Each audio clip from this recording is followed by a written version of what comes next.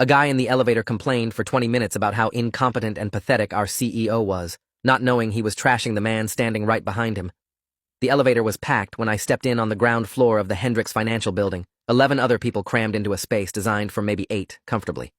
I'd squeezed into the back corner, wearing jeans and a faded university sweatshirt, ball cap pulled low, just trying to get up to my office without the usual parade of handshakes and manufactured conversations that came with being recognized. It was 6:30 in the morning on a Monday, earlier than I normally arrived, specifically because I wanted to avoid the crowds and get some quiet work done before the building filled up. The guy who stepped in last, forcing everyone to compress even tighter, was mid-level management based on his department badge lanyard, maybe late 20s, with the kind of aggressive confidence that comes from 3 years of steady promotions and 0 setbacks. His name tag read, Garrett Sullivan, Senior Operations Analyst. And the second the elevator doors closed, he started talking. He was on his phone, headphones in, but speaking loud enough that everyone could hear his side of the conversation, and he was absolutely eviscerating someone. The CEO, specifically. My company's CEO, me. He was saying, I'm telling you, man, this guy is the most useless executive I've ever seen. Complete fraud. Got handed the position because his dad knew someone on the board. 0 actual qualifications. The company's been coasting on momentum from the previous leadership, but this clown is running it into the ground. I watched everyone else in the elevator develop sudden intense interest in their phones, the floor numbers, anything to avoid acknowledging the supremely awkward situation unfolding. And I stood there in the back corner, baseball cap shielding most of my face, and listened to Garrett Sullivan explain in excruciating detail exactly why I was a worthless executive. I'd been CEO of Hendricks Financial for 3 years at that point, promoted from CFO when the previous CEO retired. My father had never known anyone on the board. He'd been a high school teacher, died when I was in college. But I'd learned early in my career that facts rarely mattered when someone wanted to believe a narrative. Hendricks Financial was a regional investment firm, about 800 employees across 4 offices, managing around $12 billion in assets for individuals and institutional clients. Not huge by industry standards, but substantial enough that the CEO position came with serious responsibility and serious scrutiny. I'd spent 15 years working my way up from junior analyst, earned my MBA while working full-time, built a reputation for turning around underperforming divisions. The board had selected me after a 6-month search that included external candidates, and my first 3 years had seen the company grow assets by 18% and employee satisfaction scores improve significantly. But none of that mattered to Garrett Sullivan, who was now explaining to his friend on the phone how I'd apparently destroyed morale company-wide. If you are enjoying this story already, please subscribe to see more stories like this. He said, everyone hates him, like, genuinely despises him. He shows up to work maybe 3 days a week, spends most of his time golfing or whatever rich idiots do, and then sends these condescending emails about accountability and performance. Meanwhile, he's cutting benefits, freezing raises, laying people off while he just bought his 3rd vacation home. The guy makes $8 million a year to basically do nothing. It's disgusting. Every single thing he'd just said was factually incorrect. I worked 60-hour weeks minimum, hadn't golfed in 2 years, owned one house that I'd bought before becoming CEO, hadn't cut benefits or frozen raises company-wide, and my compensation was a matter of public record at about $2.4 million annually, including stock options. But the conviction in his voice suggested he absolutely believed what he was saying. And more concerning, if he believed it, how many other employees believed the same things? The elevator was moving slowly, stopping at what felt like every floor. People got off in 1s and 2s, and with each departure, Garrett's voice seemed to get louder, like the increased space gave him permission to really let loose. By floor 8, when we were down to just 6 people including me, he'd moved on to specific complaints about recent company decisions. He said, and this new client onboarding system he mandated? Absolute disaster. Crashed 3 times last week, lost us 2 major accounts, and does he take responsibility? No. He blames IT, blames the implementation team, blames everyone except himself. That's what cowards do. They take credit when things work and deflect when things fail. The client onboarding system had been his own department's recommendation, which I'd approved based on their analysis and pilot testing results. When it had technical issues, I'd personally met with the IT team and the vendor to resolve them and had sent a company-wide email acknowledging the disruption and our commitment to fixing it. But apparently that reality had been transformed into a completely different narrative in Garrett's mind. By floor 12, we were down to 4 people, me, Garrett, and 2 women who looked increasingly uncomfortable with the situation, but were apparently riding all the way to the upper floors. Garrett had shifted to personal attacks. He said, I've seen the guy exactly twice in 3 years. Twice. Both times he walked past me like I didn't exist. No eye contact, no acknowledgement. Acts like the regular employees are beneath him. And I've heard stories from people who've actually had to deal with him directly. He's apparently a nightmare in meetings, shoots down ideas without discussion, makes people feel stupid for asking questions. Classic narcissist behavior. I tried to remember if I'd ever actually encountered Garrett Sullivan in any context. Couldn't recall a single interaction. The company had 800 employees. I couldn't possibly know all of them personally. But I made a point of acknowledging people in hallways, learning names when possible, maintaining an open-door policy for anyone who wanted to discuss concerns. The idea that I was some distant, arrogant figure completely disconnected from staff was genuinely surprising. Floor 15. One of the women got off, practically fleeing when the doors opened. Now it was just 3 of us. Me, Garrett, and one remaining woman who was staring at the floor display with the intensity of someone willing the numbers to move faster. Garrett was building to something, his voice getting more animated, and I realized with creeping dread that he was going somewhere specific with this conversation. He said, "The worst part is, the board won't do anything about it. They're all buddies, all part of the same country club, same social circle. They protect their own. So those of us actually doing the work, actually caring about the company, we're stuck with this incompetent CEO while everything falls apart around us. Unless someone does something drastic." That last sentence made the woman's head snap up, made my attention sharpen. Unless someone does something drastic. Garrett noticed her reaction and seemed to realize he'd maybe gone too far, because he laughed and added, "I mean like organizing a formal complaint to the board or going to the press.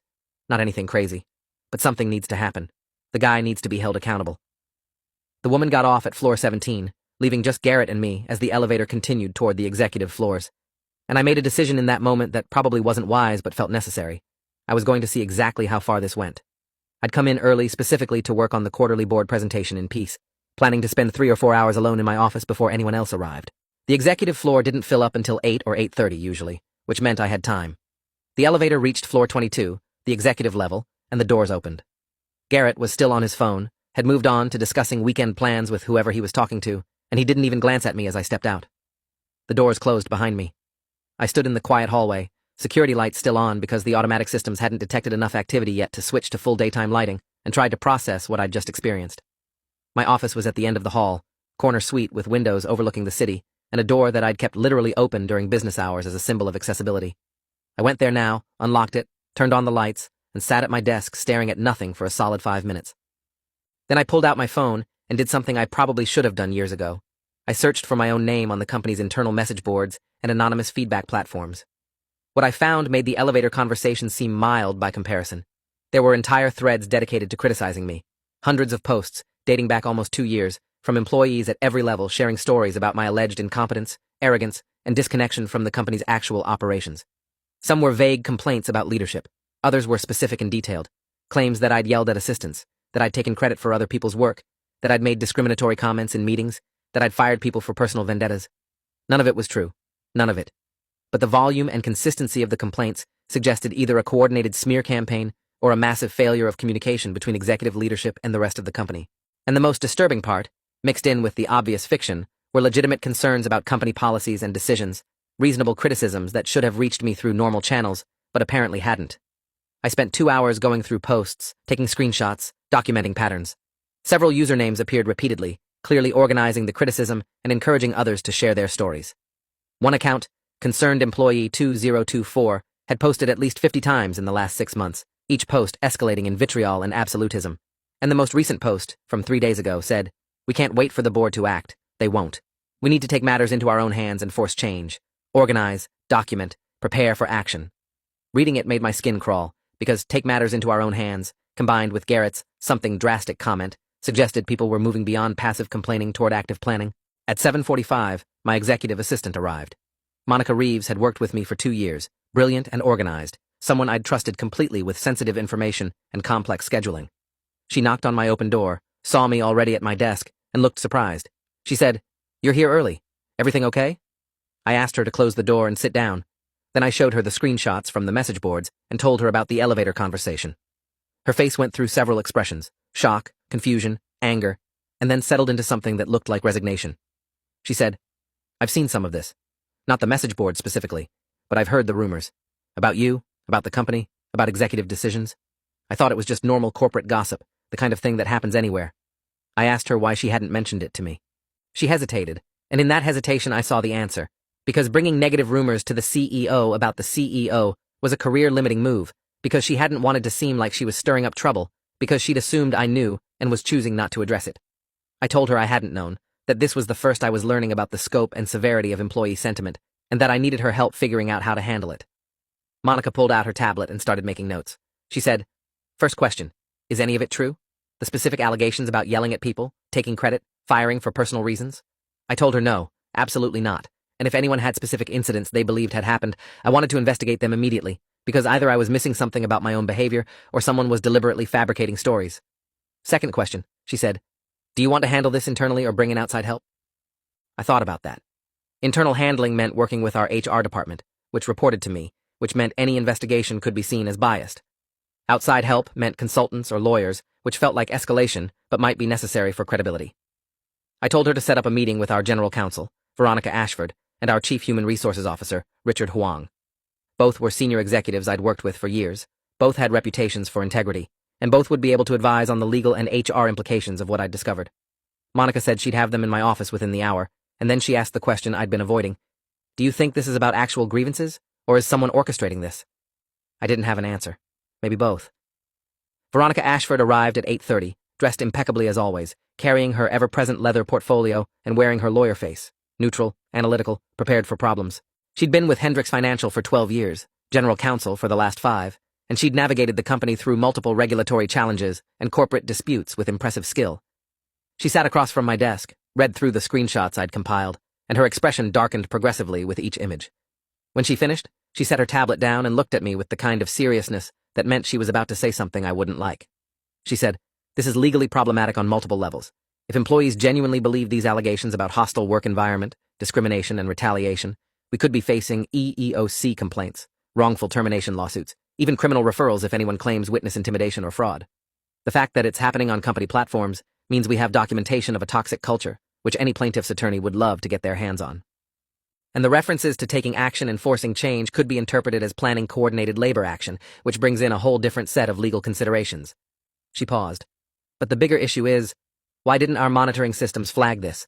We have compliance software that's supposed to detect this kind of content and escalate it to HR and legal. Either the system failed or someone actively circumvented it." Richard Huang arrived 10 minutes later, apologetic for the delay, explaining he'd been dealing with a benefits enrollment crisis in the Midwest office. Richard was in his mid-50s, had worked in HR for 30 years, including stints at 3 Fortune 500 companies, and brought a level of professional competence that had significantly improved our HR function since he'd joined 18 months ago.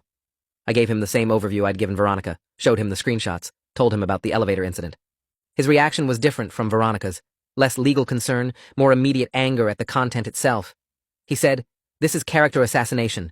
These aren't legitimate workplace complaints. This is targeted harassment designed to destroy your credibility and reputation. And the fact that it's been happening for 2 years without coming to my attention means either my team has been negligent or someone's been actively hiding it from me."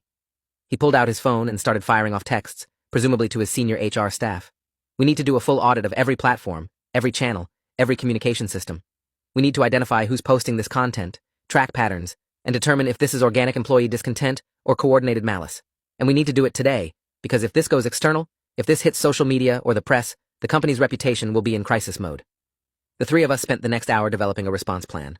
Veronica would engage outside counsel to conduct an independent investigation, ensuring that any findings would be defensible and credible. Richard would audit the HR systems and interview key personnel to understand how this had grown unchecked. Monica would compile a complete record of every mention of me or executive leadership on internal platforms for the last 3 years. And I would do what I should have done years ago, actually walk the floors, talk to employees, understand what was happening in the company beyond the sanitized reports that reached my desk. But first, I wanted to know more about Garrett Sullivan. I asked Monica to pull his personnel file, his performance reviews, his departmental records. She had it within 15 minutes. Efficiency was her superpower, and what I found was interesting. Garrett had joined Hendricks Financial 3 years ago as a junior analyst, promoted to analyst after 6 months, to senior analyst after 18 months. His performance reviews were excellent. His managers consistently praised his initiative and analytical skills. His project outcomes were strong. On paper, he was exactly the kind of employee who should be fast-tracked for leadership development. But there was a note in his file from 9 months ago, counseled regarding inappropriate comments about senior leadership during team meeting. No formal disciplinary action, just a verbal warning and note in the file. The specific comments weren't documented, but the timing was interesting. 9 months ago was right around when the message board posts had started intensifying. I asked Monica to quietly find out which team meeting that referred to and who else had been present. While she worked on that, I went back to the message boards and started tracking Concerned Employee 2024's posting history in detail. The account had been created exactly 2 years ago, within days of a company-wide reorganization that had shifted some responsibilities between departments. The early posts were relatively mild, concerns about communication, questions about strategic direction, mild criticism of executive decisions. But they'd escalated steadily, becoming more personal, more accusatory, more willing to make unverified claims about my behavior and character. And about 6 months ago, The account had started actively recruiting others to share their stories, offering to help document incidents, suggesting collective action. Veronica, reading over my shoulder, said, "This feels organized. This feels like someone building a case for something specific. Maybe a wrongful termination suit, maybe a discrimination claim, maybe just trying to create enough negative sentiment to force a leadership change. The question is who and why." Richard pointed out that the timing of the escalation, 6 months ago, coincided with our last round of performance-based compensation adjustments, where about 15% of employees had received lower bonuses than they'd expected based on departmental and company performance. He suggested that might be the trigger, someone angry about compensation who decided to channel that anger into a broader campaign. Monica returned with information about the team meeting from 9 months ago. It had been Garrett Sullivan's department, a strategy session for the operations division, about 30 people present. Garrett had apparently made comments suggesting that executive leadership, specifically me, was out of touch with operational realities and making decisions that undermined the work his team was doing. His manager at the time, a woman named Judith Kramer, had pulled him aside afterward and given him the verbal warning that ended up in his file. And here's where it got interesting.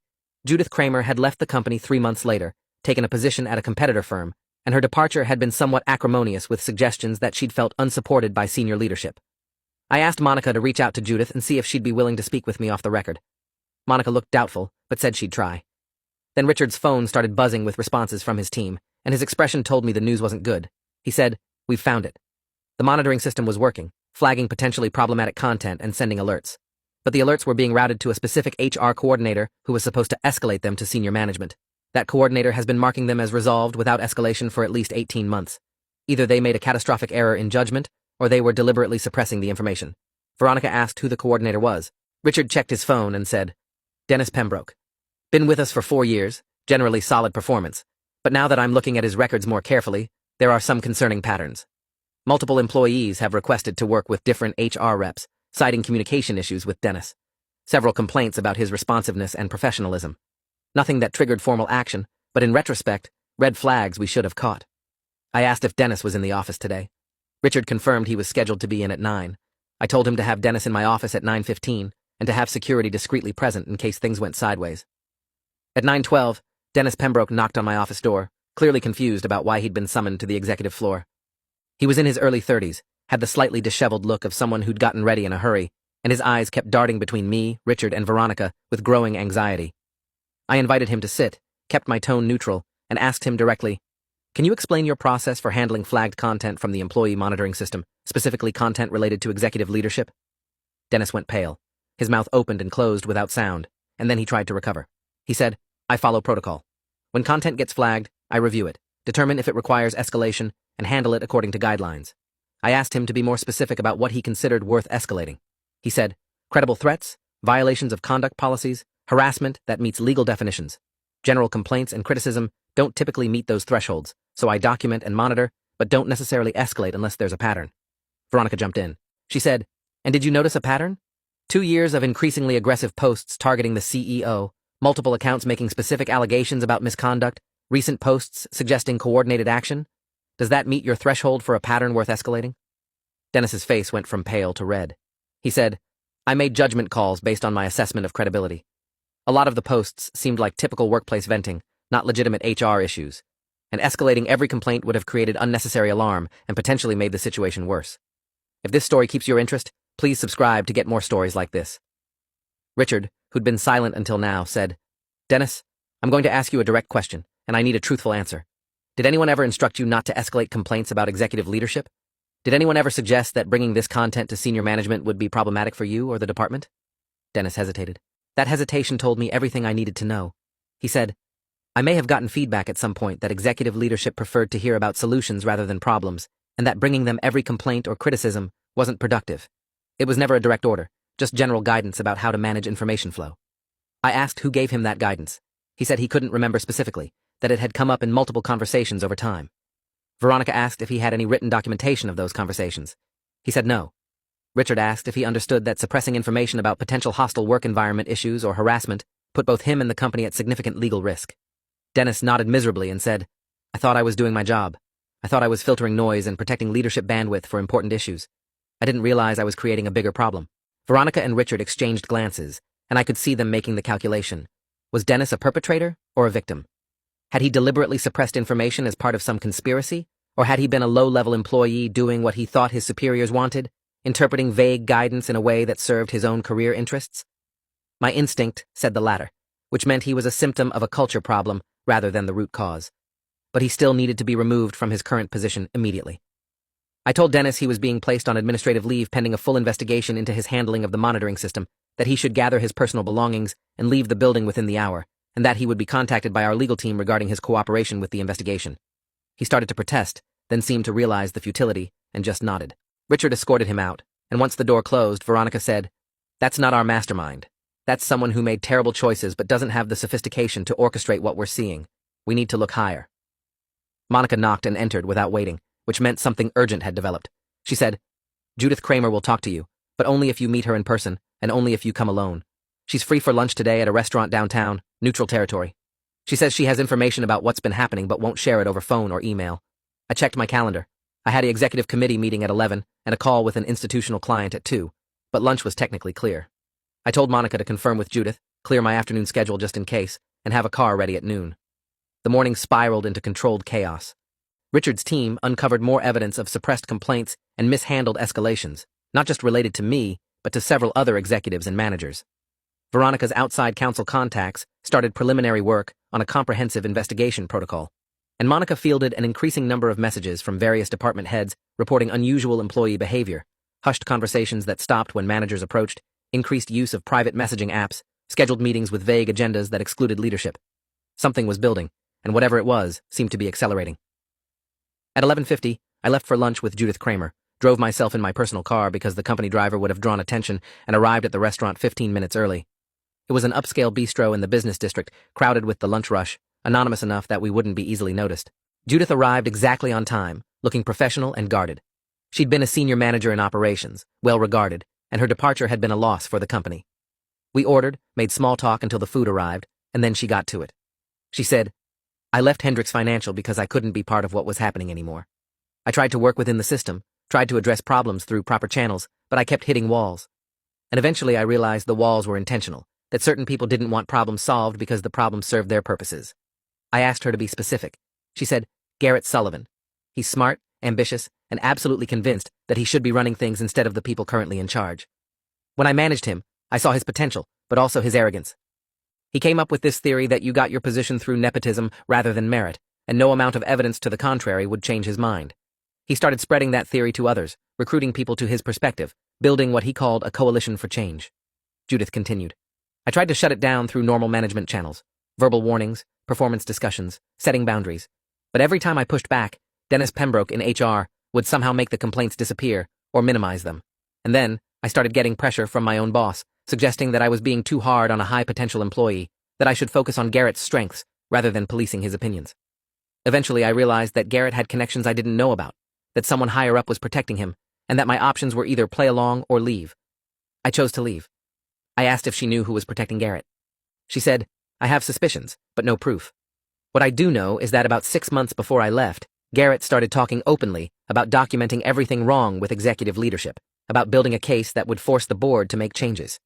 He recruited other employees to contribute stories, coached them on how to frame complaints, promised them that eventually there'd be accountability.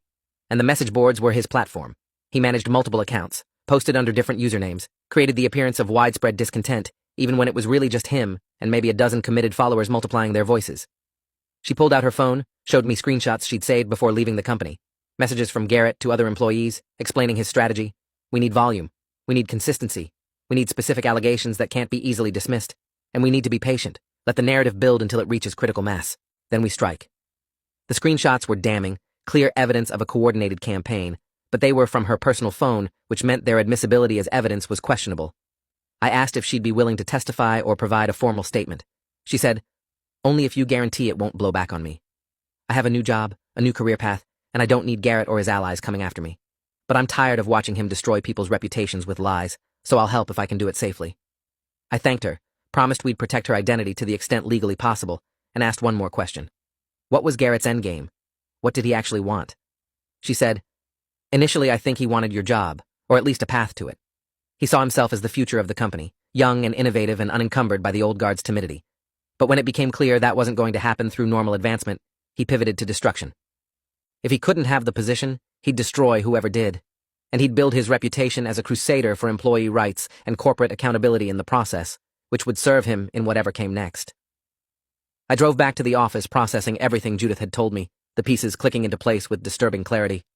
Garrett Sullivan had spent 2 years orchestrating a campaign to destroy my reputation and potentially my career, using company resources and platforms, manipulating other employees into participating, and evading accountability through a combination of HR dysfunction and protective relationships with someone in management. The question was, what to do about it? Going after him directly would look like retaliation, play into his narrative about vindictive leadership, but doing nothing meant allowing the campaign to continue and potentially succeed. Back at the office, I briefed Veronica and Richard on Judith's information. Veronica immediately flagged the legal complications. We need to build an airtight case before taking any action against Garrett. If we move too quickly, he claims whistleblower retaliation, and we're defending multiple lawsuits. We need documentation, witnesses, evidence of actual policy violations that justify termination or discipline independent of the content of his complaints. Richard added, and we need to shut down the false narrative while protecting the legitimate concerns that might be buried in it. Because even if 90% of what's on those message boards is manufactured or exaggerated, there's probably 10% of real issues we should address. Monica had been compiling data while I was at lunch, and she presented it now. Garrett Sullivan had accessed the employee message boards from his work computer 487 times in the last 6 months, far more than any other user. He'd posted under at least 7 different usernames that she could identify through writing style analysis and timing patterns. He'd sent over 200 messages through the company's internal communication system to various employees, many of them containing talking points that later appeared in message board posts. And he'd scheduled or attended at least 15 meetings with groups of employees from different departments, ostensibly about professional development, but possibly serving as recruitment or strategy sessions. The pattern was clear. What we needed was the smoking gun, something that definitively proved Garrett's intent and methods in a way that would withstand legal scrutiny. Veronica suggested we get IT involved, have them do a forensic analysis of Garrett's work computer and accounts to document his activities. Richard suggested we interview some of the employees Garrett had been messaging, see if any of them would confirm what Judith had described. I suggested we do both, and also that we bait a trap. Here's what we did. I drafted an email to the entire company, scheduled to send the next morning, announcing that I'd become aware of concerns circulating about executive leadership and company direction. I said I took these concerns seriously, that I was committed to transparency and accountability, and that I was establishing multiple channels for employees to raise issues directly with me and senior leadership. I included specific contact information, promised confidential handling, and invited anyone with concerns to use these channels rather than anonymous platforms where misinformation could spread unchecked. It was designed to look like a good faith response to employee discontent, but it was actually a test. Would Garrett see it as leadership capitulating to pressure, or would he recognize it as a trap? Monica sent the email at 7 a.m. By 8:30, Garrett had posted on 3 different message boards, celebrating it as a victory and encouraging employees to flood the new channels with complaints to overwhelm the system and prove how widespread the discontent was. He also posted a message that was particularly revealing. This is them trying to control the narrative before it goes public. Don't let them. Keep documenting, keep organizing, and when the time is right, we take everything we have to the media. They can't ignore us if we go external. That post gave us what we needed. We take everything to the media established that Garrett was planning to damage the company publicly, which violated his employment agreement's confidentiality and loyalty provisions. Veronica confirmed that we now had grounds for immediate termination, with cause that wouldn't be vulnerable to retaliation claims. But I wanted one more piece before pulling the trigger. I wanted to know who Garrett's protector was, who'd been running interference for him with HR and management. Richard's investigation had narrowed it down to 3 possibilities, all senior managers in different divisions who'd interacted with Garrett and might have had reason to shield him. We needed to identify which one before proceeding, because if we terminated Garrett without addressing his enabler, we'd solve one problem while leaving the systemic issue intact. So we set up another trap. I scheduled one-on-one meetings with each of the 3 managers, ostensibly to discuss Q4 planning, but actually to mention casually that we were investigating employee misconduct on the message boards and expected to take action soon. Then we waited to see who tipped off Garrett. It took 6 hours. The 3rd manager I met with, a divisional VP named Stanley Crawford, who'd been with the company for 8 years and had a reputation as a skilled political operator, had his meeting at 2 p.m. By 8 p.m. that evening, Garrett had posted on the message boards warning that management was planning retaliation against employees who'd spoken out, urging people to document everything and prepare for legal action.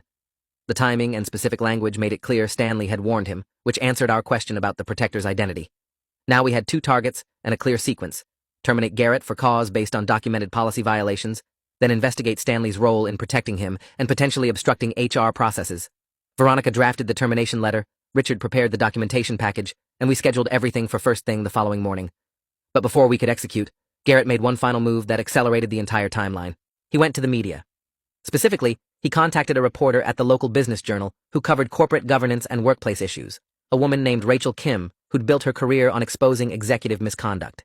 He gave her a full interview detailing his allegations about my incompetence and the company's toxic culture, provided her with screenshots from the message boards, and positioned himself as a brave whistleblower, risking his career to expose the truth. The reporter, to her credit, contacted our media relations team for comment before publishing, which gave us about 12 hours to respond. Veronica, Richard, and I worked through the night preparing a comprehensive rebuttal.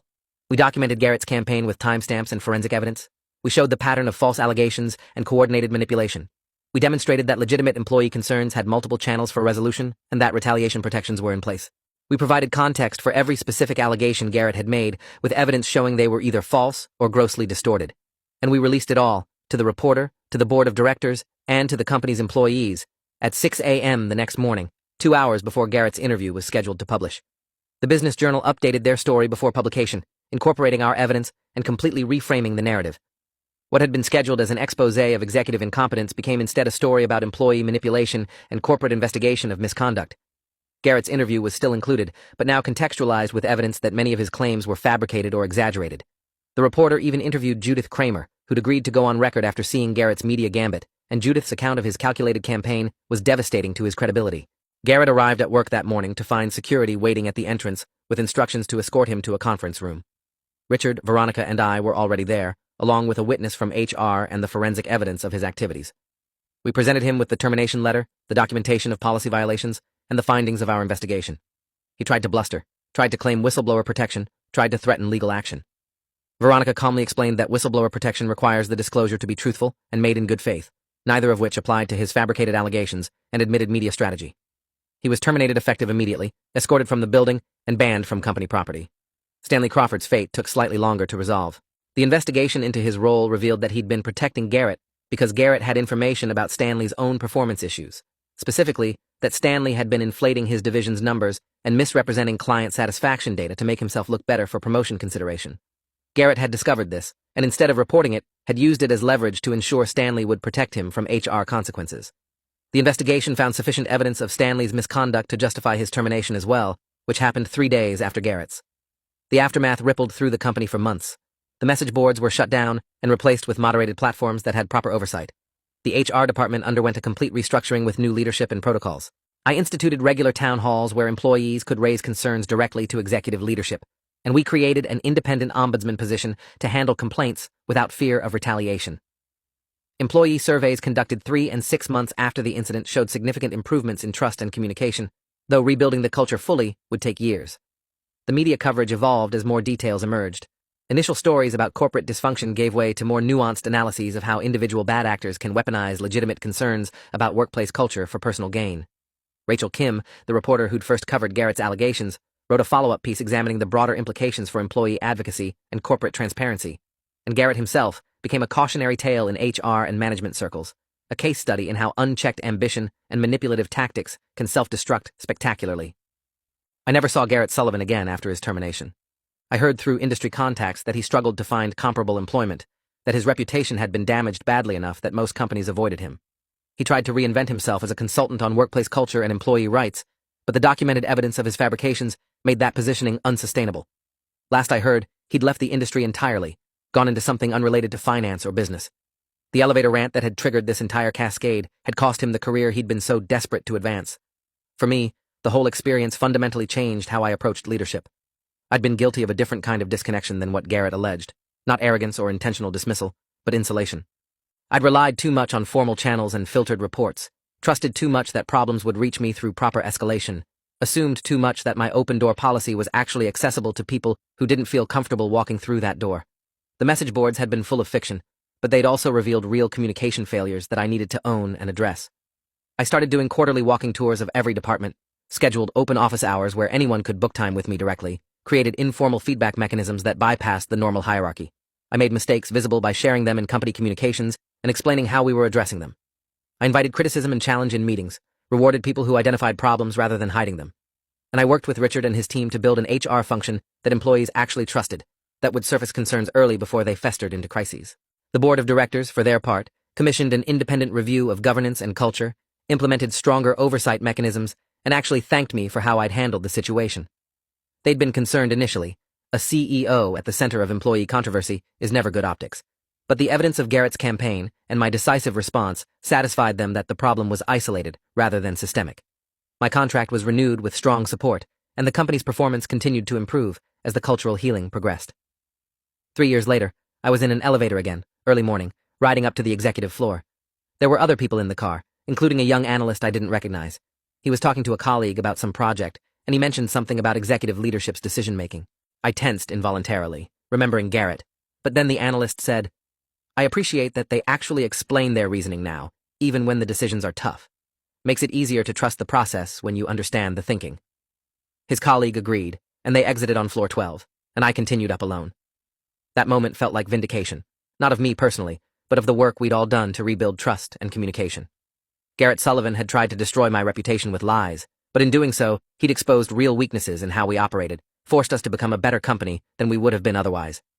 His campaign had failed, his career had imploded, but his impact, perversely, had been constructive.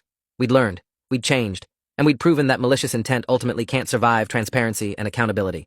I still wonder sometimes what might have happened if I'd identified myself in that elevator, if I'd turned around and said, "Hi, Garrett, I'm the incompetent CEO you're trashing. Want to discuss your concerns directly?"